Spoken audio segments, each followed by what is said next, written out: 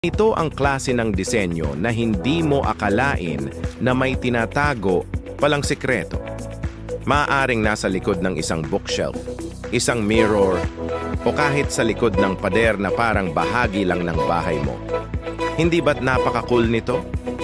Bukod sa aesthetic na dating, nagbibigay rin ito ng peace of mind, knowing na may special ka na lugar para sa mga importanteng bagay sa'yo.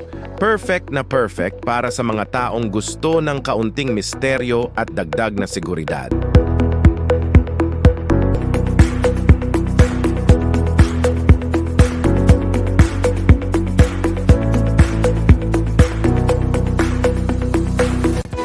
Gusto mo ba ang ganitong klase ng secret door passage? Ano kaya ang unang bagay na itatago mo rito? O sino kaya ang gusto mong protektahan? I-like at i-share ang video na ito para mas marami pa kayong makitang amazing na content.